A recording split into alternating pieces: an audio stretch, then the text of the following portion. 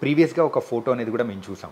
ఏంటంటే క్రికెట్లో ఎవరైనా కానీ ఒక కప్పు సాధించారా కానీ, ఐపీఎల్లో కప్పు సాధించినా కానీ ఊరేగింపులు కానీ ఇలాంటివన్నీ ఉంటాయి. కాకపోతే మన ప్రో కబడ్డీ లీగ్లో అయితే కప్పు గెలుచుకున్న తర్వాత I don't know the perfect player.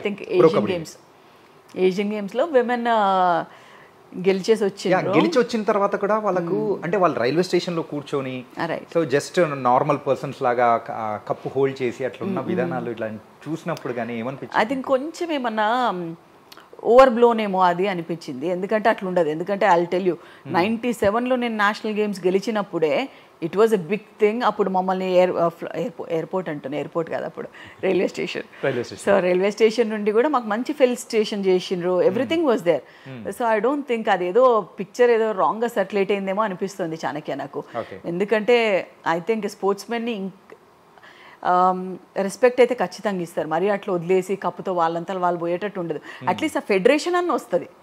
So I think కొంచెం ఏదైనా రాంగ్గా సర్క్యులేట్ అయిందేమో అని ఫీల్.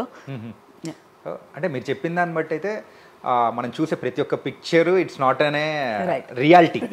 సో దాని వెనకాల మాత్రం ఖచ్చితంగా రియాలిటీ అనేది ఇంకొకటి ఉంటుందని అర్థమవుతుంది అనమాట. Yeah, pro kabaddi league so season by season compare చేసుకుంటూ ఉంటే ఆ స్పోర్ట్ ఎదుగుతున్న విధానం అనేది కూడా వేరుగా ఉంది కదా. అంటే ఆప్షన్ వైజ్ కానీ, ప్లేయర్స్ని కొనుక్కునే విధానం కానీ, ఆ కోట్లలో తీసుకోవడం కానీ, సో ఇలా ముందుకు వెళ్ళడం అనేది ఎలా అనిపిస్తుంది మీకు? ఐ థింక్ ప్లేయర్ గా చెప్పండి, కామెంటేటర్ గా కూడా కావాలి. ప్లేయర్ గానే చెప్తా. అంటే యాజ్ కబడ్డీ ఫ్యామిలీ లాగా ఒకటి చెప్తాను. అంటే గేమ్ ఎప్పుడు ముందుకు వెళ్తుంది? When you been given facilities, recognition ఉండాలి అండ్ రెమ్యూనరేషన్ కూడా ఉండాలి. Because physical sport I tell you Chanakya, ఈ కబడ్డీ అనే స్పోర్ట్లో లాంగ్ టైం సస్టైన్ అవ్వడం చాలా కష్టం. ఎందుకంటే ఇంజురీ ప్రోన్ స్పోర్ట్ ఇది. సో ఐ థింక్ ఫైనాన్షియల్గా కొంచెం స్టేబుల్ అయిపోతే, ఇఫ్ నాట్ కబడ్డీ ఇంకేదైనా చేసుకుంటారు వాళ్ళు. Right. So I think it's a good move ఈ ఆప్షన్స్ అవన్నీ పెట్టడం కూడా kabaddi ప్లేయర్స్కి.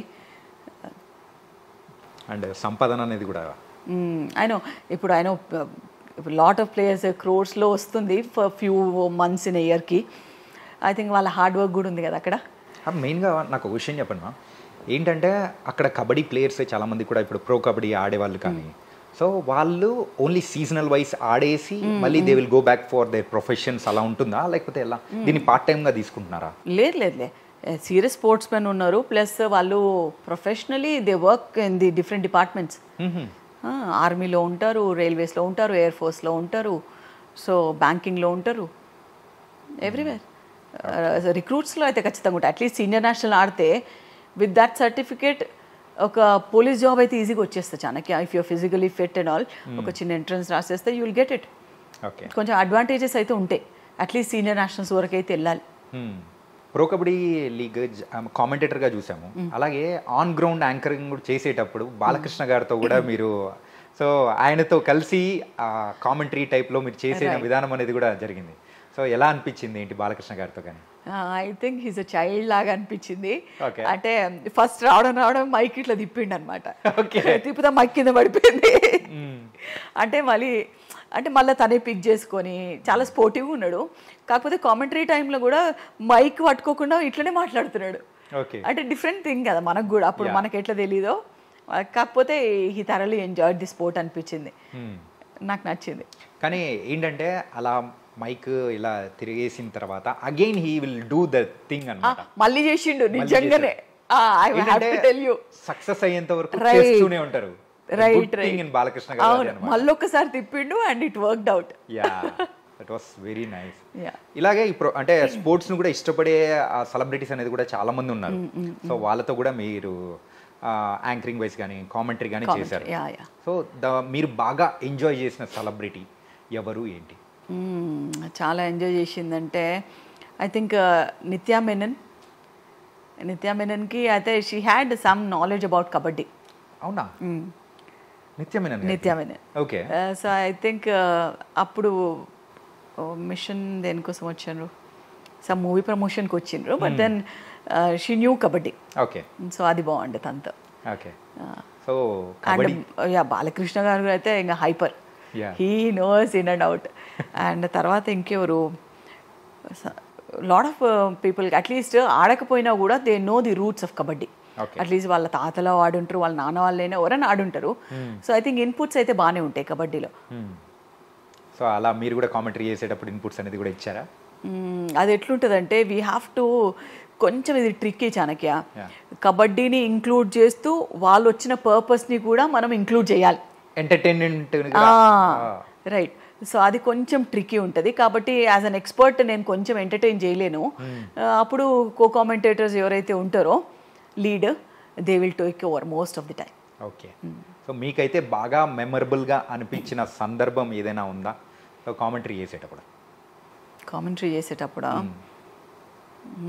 I think the first season first match definitely. And తర్వాత Olympics is a big thing నాకు కామెంటరీలో. Okay. I think these are two memorable moments. Memorable first time on ground really shows చేయడము. I think every first thing was definitely memorable. కొంచెం stress ఉన్నా కూడా భయం ఉన్నా కూడా I think it was good learning. నాకు కూడా ఇప్పటికీ గుర్తు, ఫస్ట్ టైం కామెంటరీ చేసేటప్పుడైనా కానీ ఈవెన్ యాంకరింగ్ చేసేటప్పుడైనా కానీ కాళ్ళు షివర్ అవ్వడము, చెమటలు పట్టేయడము, అంటే డిఫరెంట్ ఫీలింగ్ అనేది మాత్రం ఖచ్చితంగా ఉంటుంది. కాకపోతే కబడ్డీలో కొంచెం ఈజ్, అంటే అట్లీస్ట్ నేను ప్లేయర్ని కాబట్టి నాకు ఆ స్పోర్ట్ ఈజీ. వేరే స్పోర్ట్ చేయాలంటే కొంచెం టెన్షన్ పడతాను ఇప్పటికి కూడా. కబడ్డీ అంటే ఓకే వెళ్ళిపోతా చేసేసి వస్తా అన్నట్టు ఉంటుంది. వేరే స్పోర్ట్ అంటే కొంచెం ఆ ప్రిపరేషన్, ఇంకా లాట్ ప్రిపరేషన్ అవసరం ఉంటుంది నాకు. అంటే ఇప్పుడు మనం మాట్లాడుతున్నాం కదా, కానీ కామెంటరీలో మాత్రం ఇలా ఉండదు ఎందుకుని? ఎట్లుంటుందంటే అంటే వాయిస్ కానీ అది ఆ టెంపో కానీ ఆ టెన్షన్ సంథింగ్ మారిపోతుంది. అవునా? Yeah, obviously. ఐ థింక్ కబడ్డీకి ఎంత ఫాస్ట్ పేస్. ఇప్పుడు క్రికెట్ కామెంటరీ, కబడ్డీ కామెంటరీ చూసుకుంటే క్రికెట్ కామెంటరీలో నార్మల్గా యూ స్పీక్ ఓన్లీ ఎప్పుడైనా యాక్షన్ జరిగినప్పుడు మాత్రమే. కబడ్డీలో ఎవ్రీ 30 seconds యాక్షన్ జరుగుతుంది చాణక్య.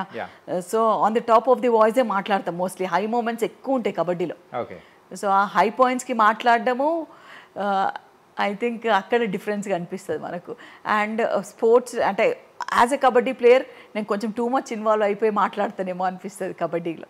అందుకేనేమో ఇన్ని సంవత్సరాల నుంచి ఆ ట్రెండ్కి తగ్గట్టు మిమ్మల్ని మీరు మార్చుకుంటూ అందరినీ ఎంటర్టైన్ చేస్తూ ఒక సూపర్ కామెంటేటర్గా కూడా ముందుకు తీసుకెళ్ళిపోతున్నారు. థ్యాంక్ యూ సో మచ్ అనక్య. నైస్ మా. And coming to your family wise, so మీ ఫ్యామిలీ గురించి కూడా తెలుసుకోవాలనుకుంటున్నాం. And I know about family, so ప్రేక్షకులకు కూడా.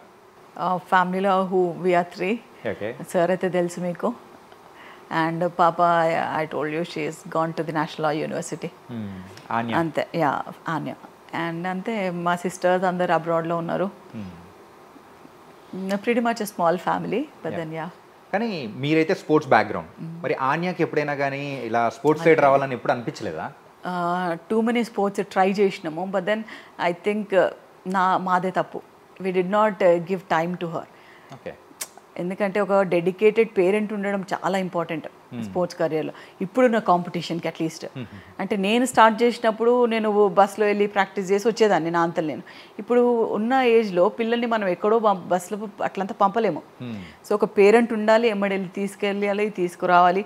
సో అంత టైం ఇవ్వలేకపోయినా చాణక్య స్టిల్ బ్లేమ్ చేస్తాను నన్ను. మా మీ ఇద్దరు ఇట్లా స్పోర్ట్స్లో ఉండి మమ్మల్ని నన్ను ఎందుకు ఏం చేయలేదు మీరు? సో ఐ థింక్ ఆ ఫాల్ట్ అయితే నాదే. I did not give her much time. Okay. But then ఇప్పుడు she has new dream. So I tell in this, hopefully she'll make it big. Nice.